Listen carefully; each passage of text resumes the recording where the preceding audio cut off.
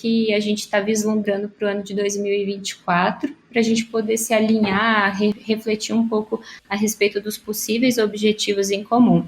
Mas eu acho que essa retrospectiva é muito importante, por mais que em cada check-in a gente já foi citando algumas coisas, eu acho importante deixar registrado aqui no chat, que aí depois eu faço esse trabalho de compilar essas informações para dentro do Miro e apresentar o nosso quadro de 2023 para toda a comunidade, para os membros que não puderam participar dessa dinâmica.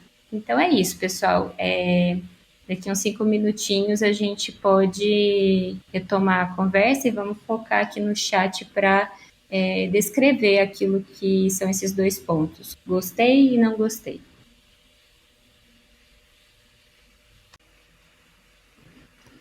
Combinado.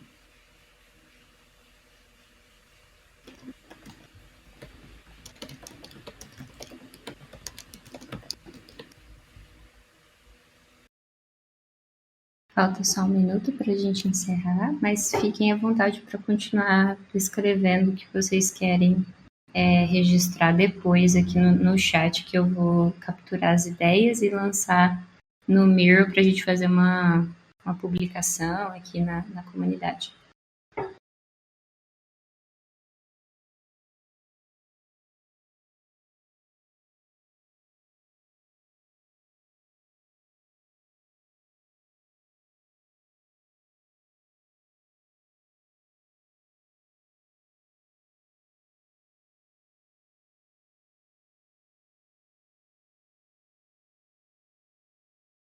Bem, eu, como já finalizei a minha escrita, eu fui lendo algumas coisas que, de certa forma, eu acho que a gente pretende sanar muitas das coisas que não foram legais, que estão na categoria do não gostei ou do que precisamos melhorar, com uma nova estruturação que a Fátima até mencionou sobre como a gente se organiza para que os pods se relacionem mais um com os outros.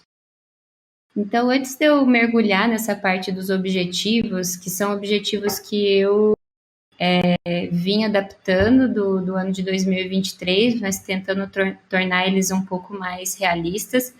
Ainda não é a versão final, a gente ainda vai ter a captura dos feedbacks de vocês a respeito dessa primeira ideia, para que em janeiro a gente já possa comunicar oficialmente o que são os nossos OKRs, né, que foi uma metodologia que a gente tentou implementar no começo do ano passado, e a gente talvez mirou na lua numa época que o mercado não tinha bons foguetes, digamos assim, metaforicamente. Então, fica o aprendizado de como a gente pode mensurar e propor OKRs que sejam mais realistas, e eu conto muito com a ajuda de cada um de vocês aqui para que a gente possa fazer isso. Mas antes eu quero ser bem breve aqui a respeito de como a gente pretende criar uma estrutura de governança, tanto para facilitar a gestão da comunidade quando ela se tornar uma DAO, quanto para a gente, antes disso, já estar desenvolvendo as nossas unidades de trabalho de descentralização da tomada de decisão. Aqui tá escrito errado, Tribal, mas é uma imagem que eu tirei de um artigo que fala sobre a metodologia do Spotify. Então, é meio que para ilustrar um pouco do que a gente pretende consolidar de transição. Só para ilustrar, o Spotify não utiliza essa metodologia, tá? Nasceu lá, mas eles não utilizam mais. Então, é só para elucidar. Obrigada, Walter, por isso. Acima de tudo, essa estrutura ela é da metodologia ágil. Então, a gente precisa disso, tanto porque a gente está num mercado que a dinâmica dele é muito veloz, quanto também porque sem autonomia a gente não vai conseguir tomar as decisões, e a gente percebe que alguns dos feedbacks que estão rolando no chat é muito sobre o core team, né, que é essa figura azul, talvez, que faz toda a moderação do que são esses grupos que a gente denomina pods, né? A ideia dos pods é que os pods funcionassem como squads, mas acabou que na prática isso não se manifestou. E aí eu entendo que os pods foram tendo características mais parecidas com os chapters, né, que seria na língua portuguesa, né, um capítulo, um lugar onde especialistas, né, um grupo de especialistas se encontram para trocar experiências. E a gente alocou o budget dentro dos pods para que eles pudessem atingir alguns objetivos, só que a gente percebia que nem todos os objetivos eram alcançados ou estavam claros para a comunidade, ou nem sempre a gente tinha como mensurar se esse objetivo foi atingido ou não, ou prever quando que ele seria. Então tinha alguns gaps, mesmo a gente fazendo algumas partes dessa estrutura, né, definindo quem são os líderes e fazendo todo um processo de seleção para o time poder usufruir do budget que era alocado, mas a gente entende que esses pods, eles podem estar interagindo um com os outros. Então, entendendo que esse desenho verde representa o pod, essa coluna horizontal é um pod, e a vertical é um grupo que vai ter um budget e ele vai ter profissionais multidisciplinares que vai ter uma liderança ou de um PO ou de um Product Manager ou alguém que tenha capacidade de conduzir de ponta a ponta o processo, definindo as roles de cada membro ali da squad e também os indicadores acompanhando até o output, o outcome surgir, né, daquele projeto. A gente pode talvez interconectar o que são os pods e que nessa figura a gente denomina de chapters. Então, estou aberta, inclusive, a receber feedbacks de vocês sobre como vocês visualizam isso, até porque eu sei que algumas pessoas já sabem dessa estrutura, então o objetivo não é aprofundar muito nisso agora, mas a gente pode esclarecer, compartilhar materiais e debater muito sobre essa metodologia. Então, é para a gente sair um pouco dessa zona onde talvez a gente tenha menos alinhamento e menos autonomia, que é no canto inferior esquerdo desse gráfico. Sair também um pouco, alguns pods têm bastante alinhamento, mas não tem tanta autonomia. E também sair dessa zona aqui, onde às vezes existe autonomia, mas não existe alinhamento e cada um fica disperso e não consegue atingir o objetivo. Então, o ideal é que a gente chegue nessa zona onde a autonomia e o alinhamento estejam caracterizados por uma definição que a Squad propõe.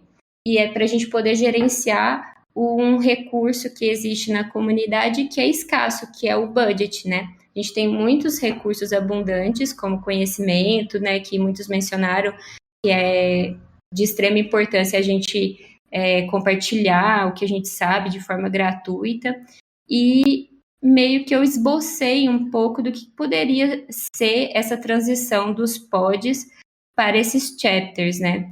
Tem algumas roles que ainda não foram preenchidas, não existem ainda esses grupos de especialidade, mas, por exemplo, no Pod Labs a gente já tem ali a presença do chapter de programação, onde vários profissionais técnicos podem compartilhar conhecimento.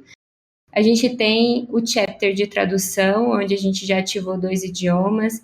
A gente tem o chapter que seria que é o midiático, que envolve criadores de vídeo, editores, designers, copywriters e uma gama de profissionais da área de comunicação. A gente precisa reativar um chapter de growth, de marketing e de educação, que é um papel que o Pod Comunidade atuou fortemente nos últimos 2 anos. Então, esse é um depara, e além dele, a gente tem o chapter que seria o de líderes, né? Essas pessoas que têm conhecimento de gestão de projetos, que podem auxiliar na definição das roles e dos compromissos, as responsabilidades de cada role, né? Sendo que um membro pode ocupar mais de uma role, pode participar de mais de um chapter, e que os chapters eles vão ter um onboarding mais livre do que antes os pods tinham. que os pods eram muito fechados dentro da limitação do budget, da gente não poder distribuir o budget infinitamente, né, porque é um recurso finito, mas a gente entende que os chapters, por terem o objetivo de partilhar conhecimento, eles são abertos. Então, mais ou menos é esse o fluxo que eu imaginei, onde a pessoa ela chega no Discord e ela adquire uma role, porque ela se auto-intitula dentro de uma especialidade, e aí ela meio que faz a própria ação de pegar a role. Depois a gente consegue computar isso automaticamente no Orbit, que é uma ferramenta que a gente vai usar para gamificação, para mensuração das atividades. Eu posso depois agendar uma reunião para vocês só para apresentar os indicadores que a gente está acompanhando no Orbit. E aí, quando o membro ele desenvolver uma task ou ele compartilhar e participar ativamente do chapter, ele ganharia uma NFT registrando que ele está participando do chapter. Ou, por enquanto, se a gente não conseguir registrar isso on-chain através de uma NFT, a gente teria ali um cadastro prévio onde a pessoa se realmente vincula ao chapter, participando daqueles rituais, daqueles encontros e reuniões periódicas de compartilhamento de informação. E para que a pessoa se enquadre em uma squad realmente, ela precisaria passar por uma fase que hoje os pods também realizam, principalmente quando a gente vai construir um software como é o Web3 Task ou alguma atividade que precisa, né, de uma remuneração direta, como as traduções. Então, além do chapter de tradutores, vai ter a squad, por exemplo, de gestão do conteúdo de tradução, ou a squad do Web3 Task, e essa squad, ela teria também o seu registro de NFT para aquele membro ter não só um portfólio, mas ter a garantia da contribuição dele estar sendo registrada e mensurada, então um reconhecimento não financeiro, e também para que ela possa realmente ocupar um lugar na squad, acompanhar ali as sprints ou o projeto e ser recompensada e remunerada por isso a partir desse processo de teste ou de entrevista ou qualquer outro mecanismo de validação para alocar aquele membro na squad. Então, um breve resumo, mas talvez fique algumas lacunas de entendimento, porque existe uma gama de conhecimento que a gente precisa compartilhar hoje, e talvez em 1h30 seja insuficiente, né? Então, para acomodar um pouco desse volume de informações, antes de eu passar para as OKRs, eu queria ver se alguém tem alguma dúvida muito gritante, para depois, pelo menos, eu mapear aqui e a gente poder fazer um segundo round dessa reunião sobre a transição de squads, dos pods e etc., e aí usaria mais uns 10 minutos, que a nossa call está prevista até as 4h30, para a gente ir para a próxima etapa, que é os objetivos e os resultados chaves, e a gente poder um pouco vislumbrar o que vai ser esse ano de 2024. Alguém quer trazer algum questionamento, algum comentário que seja realmente relevante para o grupo? Eu não tenho nada para falar de relevante não, Ana. Por mim pode continuar, não sei o resto da galera aí, tá? Muito boa essa explicação. Obrigada pelo feedback. O que eu estava imaginando aqui com os meus botões e que eu quero muito validar com vocês, e aí a partir do que eu vou apresentando, vocês já podem ir registrando no chat aqui do canal de voz que a gente está, o que está confuso e o que vocês estão animados a respeito do que eu estou falando, né? Então, eu meio que revisitei o conteúdo de OKRs, tanto do que a gente traçou. A gente tinha traçado um objetivo de se tornar a maior comunidade de desenvolvedores do mundo para o ano de 2023, alcançando aí uma comunidade de mais de 100 mil membros. E aí eu meio que fazendo a retrospectiva e olhando para os recursos que a gente tem disponível para 2024, nesse cenário que todo mundo menciona que é promissor, que a tendência é melhorar, eu pensei assim, o que a gente realmente pode consolidar? Então, eu criei um objetivo e 3 resultados chaves macros, e depois eu fui fazendo o detalhamento disso em 3 outras áreas que envolvem esse objetivo maior, e depois eu vou precisar da ajuda de vocês para ir indo em nível de squad, vendo como que cada squad vai ajudar. Isso para contornar um problema que aconteceu no ano passado, nesse ano, na verdade, da gente ter estabelecido só uma OKR muito macro, muito abrangente, e talvez para cada squad não havia ali uma clareza de como aquela squad, ou aquele, né, trazendo para a nomenclatura atual, como aquele pod faria uma contribuição direta naquele objetivo. Então, um objetivo, né, todo mundo imagino que tenha clareza, mas só para contextualizar, ele precisa inspirar, né? Ele precisa ser audacioso, porque também senão a gente fica um pouco na zona de conforto ou desmotivado de alcançar. Então eu propus um objetivo e os resultados chaves, eles são como se fosse o outcome ou a saída, né? Tipo, quando eu atingir o objetivo, como que eu vou identificar que eu atingi aquele objetivo? Eu vou ter alguns resultados chaves. E esses resultados chaves, eles precisam ter um critério mais quantitativo. Então, enquanto o objetivo ele é qualitativo e ele motiva, ele inspira a comunidade, ele dá um norte, né? Os resultados chaves, eles trazem uma mensuração disso, eles trazem algo mais quantitativo, né? Que a gente depois pode ainda descrever como iniciativas, ou seja, quais são as ações que a gente vai ter que fazer para atingir esses resultados chaves, e também quais são as metas smarts, né? Trazendo ali mais detalhes ainda desse não em nível de tarefas ainda, mas dentro dessas iniciativas, quais são as metas, né? Quais são os indicadores que a gente vai ter que acompanhar. Tem alguma dúvida até aí? Eu posso já descrever mais ou menos o que eu tô vislumbrando para nós? Ou alguém quer tirar alguma dúvida a respeito do OKR em si? Acrescentar também algum comentário, alguma coisa que já estudou?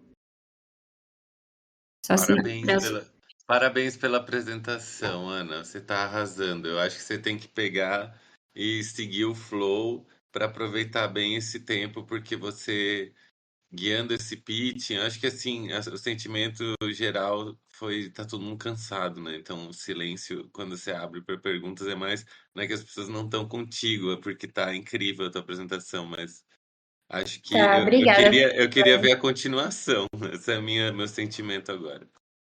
Obrigada, é só para eu não também ficar com a sensação de monopolizar a palavra, mas é uma construção coletiva, mas que precisa de todo esse contexto, né? Porque algumas pessoas estão chegando agora, outras talvez já vivenciaram uma experiência meio frustrada com as OKRs que a gente colocou nesse ano. E o chat está aberto, eu estou acompanhando, então vocês podem comentar ali.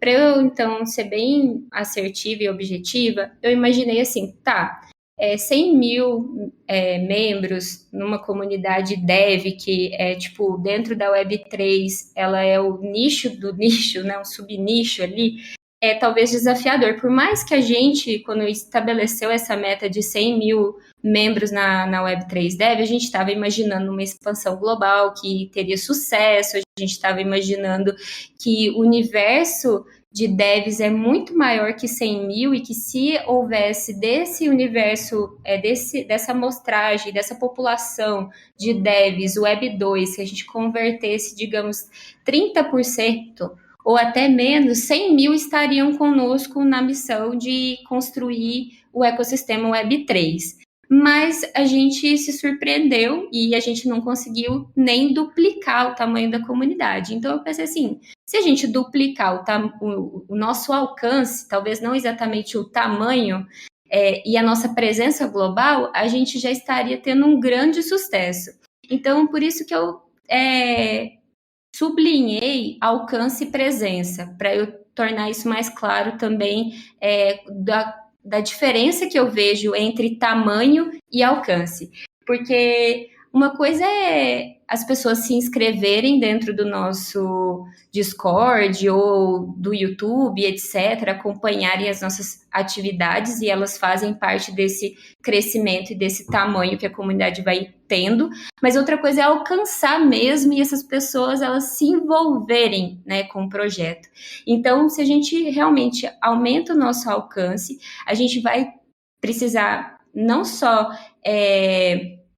de, digamos assim, números de pessoas inscritas, mas a gente precisa que esses números se tornem membros que sejam verificados e ativos. Então, por isso é o primeiro resultado-chave, né? Eu não queria que a gente tivesse só números, porque esses números representam pessoas de verdade, e que essas pessoas de verdade, elas têm um recurso abundante, que é a interação, a atenção delas. Então, se elas não se verificam, né? Então, desse, digamos, total de quase 6 mil membros do Discord, a gente tem 4 mil hoje que são verificados. Se a gente não consegue nem passar essas pessoas da fase de captcha, de verificação, então é um, tipo assim, é como se a gente tivesse alcançado as pessoas, mas não tivesse extraído o melhor desse alcance, né? Então, eu coloquei como resultado-chave a gente também duplicar o número de membros verificados e ativos.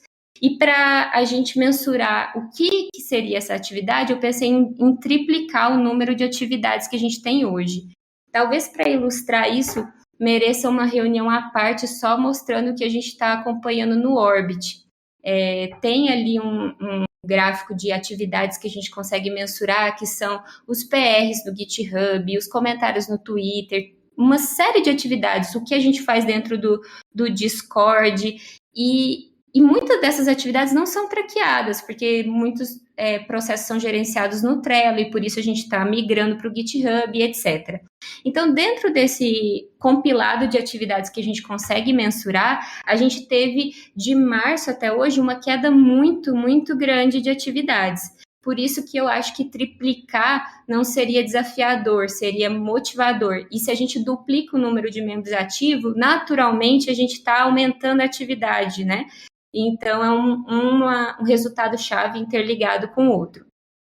E o terceiro, que envolve, inclusive, não só o nosso alcance, mas a nossa presença global, é lançar o token W3D, e eu até não consigo mensurar quando que isso vai ser feito, mas eu espero que em breve a gente consiga ter um roadmap disso para publicar para a comunidade, mas que a gente faça esse token ele ter uma utilidade real aqui de geração de abundância, de prosperidade para os membros. Como que eu vejo esse desdobramento, né? O primeiro, que é duplicar o número de membros, eu vejo como uma iniciativa de growth, que está muito interligada com a squad do midiático, então envolve crescer os nossos canais, lançar um evento presencial de grande impacto, que a gente já está na fase de brainstorm dele, aumentar o número de membros ativos em 100%, manter a constância das nossas atividades, e aí eu tentei até identificar como se fosse uma média, né, de tipo, cada membro ativo, se tiver, sei lá, 7 atividades por semana, eu ainda não descrevi muito bem isso, mas estou tentando criar um indicador de como a gente mensurar essa constância de atividade, se seria atividades por membro ativo e qual que seria o intervalo de frequência dessas atividades, né? 5 atividades por semana ou 30 atividades por mês, algum tipo de métrica assim. Então, estou super receptiva para a gente poder alinhar esses resultados chaves e entender como que a gente, alcançando esses resultados, a gente garante ser reconhecido como a comunidade mais ativa de builders Web3. Porque eu acho que mais importante do que o nosso crescimento é a gente mostrar a nossa atividade, né? Então, o impacto do que a gente faz talvez seja mais relevante do que o volume de pessoas que tem, porque se a gente tiver um monte de pessoa confusa aqui, que está fazendo as coisas por fazer, também não é interessante, mas se a gente chegar a ser reconhecido porque as nossas atividades geram impacto, aí sim a gente vai estar tendo um resultado chave importante no ano de 2024. Outra frente muito importante é a expansão global, e a gente está colocando como 3 países ou 3 idiomas a serem ativados no ano de 2024. E como todos esses idiomas e países fazem parte da mesma comunidade, então a gente entende que cada unidade de um idioma, um país diferente, é um hub dessa comunidade. Então a gente está chamando essa ideia de hub W3D, e que esses hubs sejam autogerenciáveis, eles sejam sustentáveis e eles estejam interligados a esse objetivo maior apresentado anteriormente. E que esse resultado-chave, né, de ativar 3 países ou idiomas alcance o objetivo de criar uma presença sólida e relevante em outros países, né? Então, tem algumas iniciativas que eu listei, como encontrar essas lideranças, como implementar o playbook que a gente já está desenvolvendo desses hubs, né, que é o passo a passo de como criar um hub W3D, e fomentar esses hubs de atividades subsidiadas por patrocínio ou por grants ou por qualquer forma que aquele hub consegue gerar autossustentabilidade. E por fim, que está muito atrelado ao objetivo de tornar a comunidade uma DAO, eu listei a descentralização, que é o lançamento do token, um token estável, né, o nosso objetivo, e que possa ter todo o aparato de registro, de jurídico que se envolve para a Web3 Dev se tornar uma DAO. Então, é um processo quase burocrático, né, para não afirmar realmente burocrático. Eu ainda não listei com clareza os resultados chaves, mas peguei, isso aqui é do template, mas em breve a gente pode desenhar isso juntos. Mas para já listar algumas das iniciativas que a gente precisa fazer, validar o tokenomics, né, criar um smart contract, listar esse token não só na testnet, mas na mainnet, e viabilizar a conversão desse token em uma moeda corrente, para inclusive a gente poder utilizar o token para pagar as atividades da comunidade, né? Então, esses são eu considero desafiadores, assim, porque cada um por si só já é um universo à parte, mas eu entendo que quando a gente atinge o objetivo de expansão global, naturalmente a gente já está fazendo growth também, e se a gente tiver o aparato da descentralização e do token, a gente vai ter ainda mais motivação para que outros hubs sejam abertos, para que a comunidade cresça até de uma forma mais orgânica. E aí isso vai se tornar um trabalho que tem desdobramentos em janeiro, né? E aí, para eu finalizar minha fala e não extrapolar o horário que a gente combinou, eu meio que rascunhei o que seria o primeiro semestre. Então, a gente tem aqui em janeiro uma fase de preparação com toda essa transição dos pods, de entender o que seria as OKRs de cada squad, de cada chapter, né, se for o caso da gente preparar ali os grupos para que eles possam ser autônomos mesmo, terem uma rotina ali de troca de informação e etc. A gente tem também ações que foram importantes ao longo desses 2 anos, que são os lançamentos de build, que é um diferencial da comunidade de compartilhar conteúdo técnico gratuitamente. Então, eu previ alguns lançamentos desses. Talvez a palavra lançamento nem seja a mais correta, porque a gente vai estar relançando algo que já está ativo, mas fazendo campanhas para que as pessoas que querem aprender, possam alcançar esse conteúdo. Então, eu previ algumas séries de lançamentos desses builds, também a abertura desses hubs, porque a gente já está trabalhando internamente para que no primeiro bimestre a gente encontre os líderes desses hubs e possam realmente dar autonomia e criar 3 hubs. Talvez essa estimativa seja muito otimista, mas é o cenário que eu imaginei.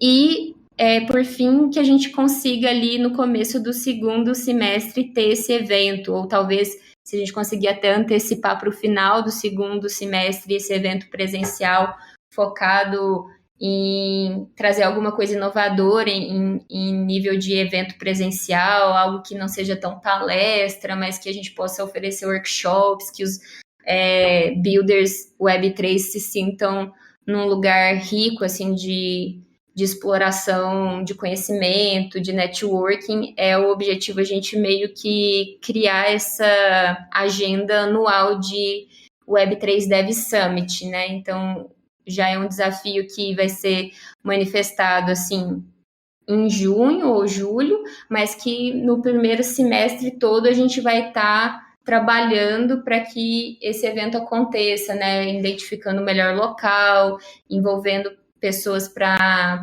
poder tornar isso realidade. Era isso que eu tinha para compartilhar, que eu preparei, né? Um pequeno esboço do roadmap, o que são as OKRs que eu imaginei. E aproveitando os minutos finais, eu queria que vocês pudessem me dar um retorno do que eu trouxe e a gente encaminharia para a fase de checkout. Opa, deixa eu falar um pouquinho aqui sobre o que eu achei, porque eu já vou ter que dar uma saidinha, mas eu gostei muito das métricas que você colocou, achei que são bem mais realistas das que foram apresentadas pra gente no ano passado, né?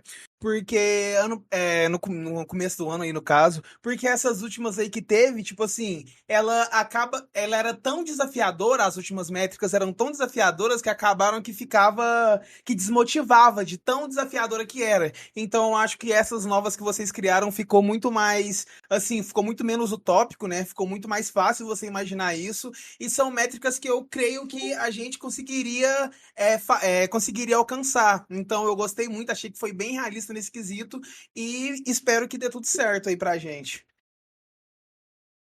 Ah, e eu gostei muito da apresentação também, ficou muito boa, tá, Ana? Parabéns, você é zica.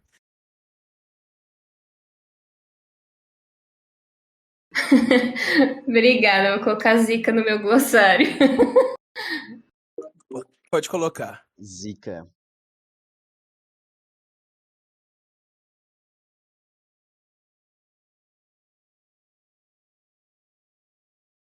Eu gostei também das novas métricas, acho mais realistas também. Concordo com a fala do Gui.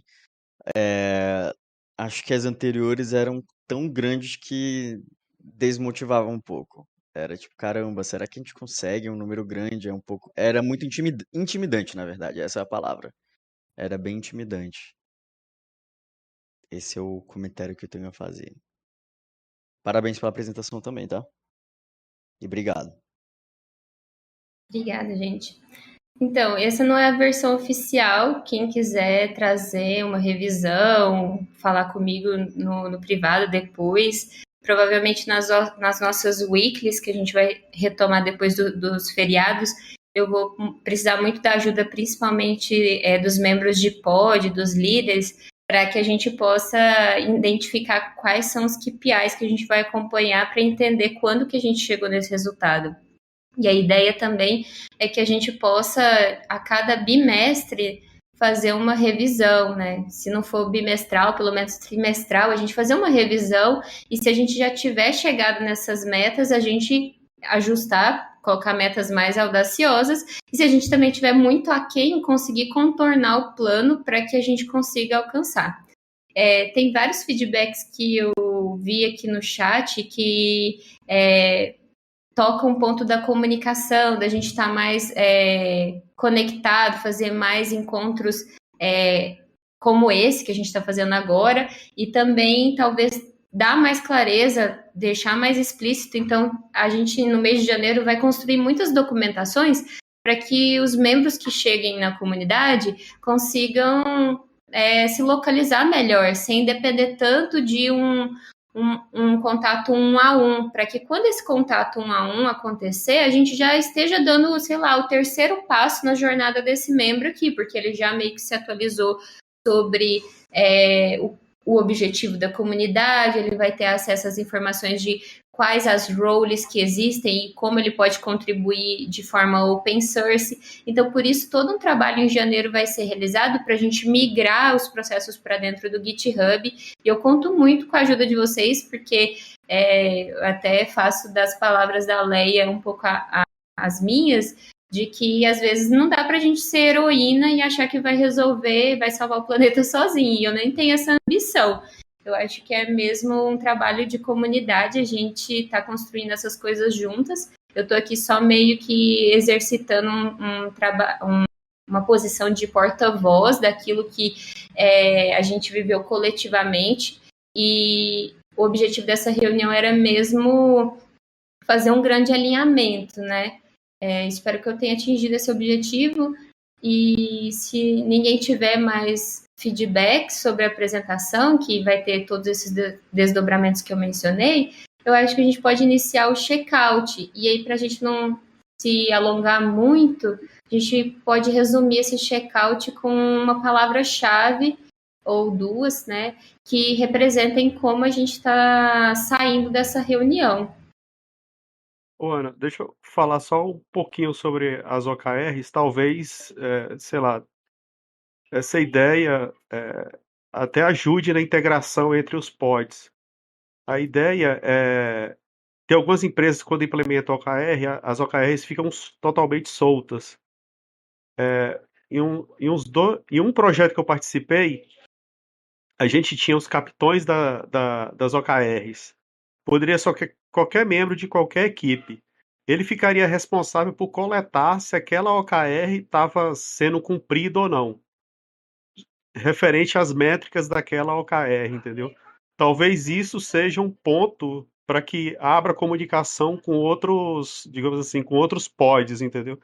E que inicie conversas ou possibilidades ou ideias de hipóteses para que essas OKRs sejam atingidas. É só um adendo só para Eu gostei, complementar. acho que a gente pode criar os guardiãs das OKRs, sim.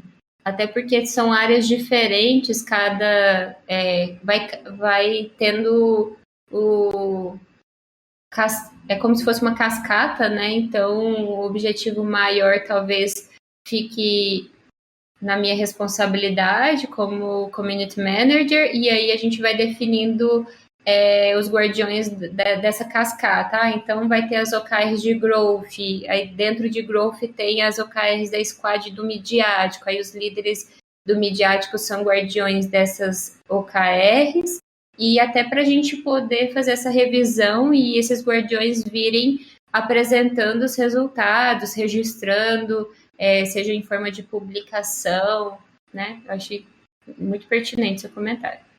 Bem, a galera já está registrando o check-out aqui, a gente chegou a 4h30, obrigada pela presença de todo mundo até aqui. E aí eu vou ler algumas das palavras que já foram listadas e aí as pessoas podem deixando outras palavras, né? Então, tem aqui esperançoso, foco na disciplina, perseverança, confiante e animado. Eu deixo a minha palavra de energizante. Saio energizada aqui da reunião.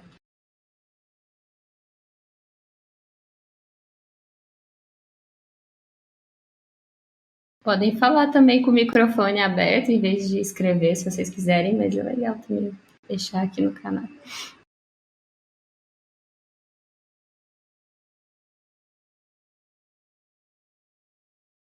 Esperança.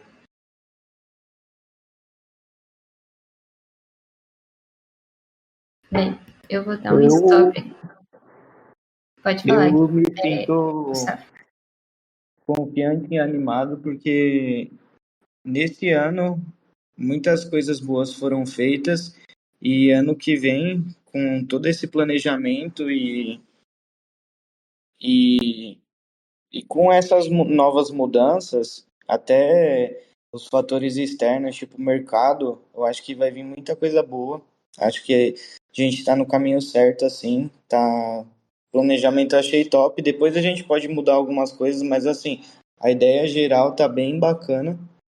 E é isso. Agora a gente viu no que a gente pecou, aí agora a gente define arruma, define as novas metas e vamos para cima.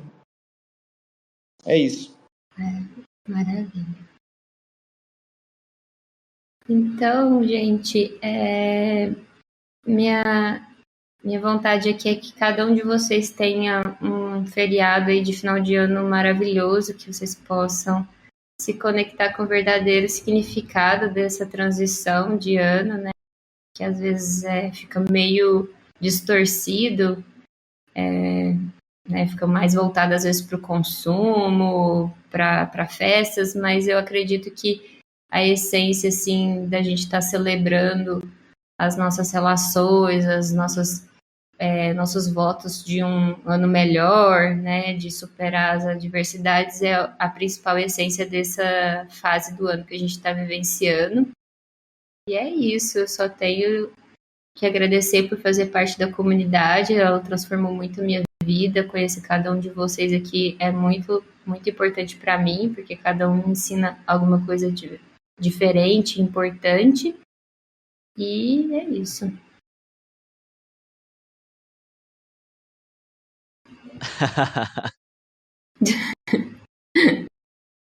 Então tá, gente. Querem despedir? Acho que a gente pode encerrar.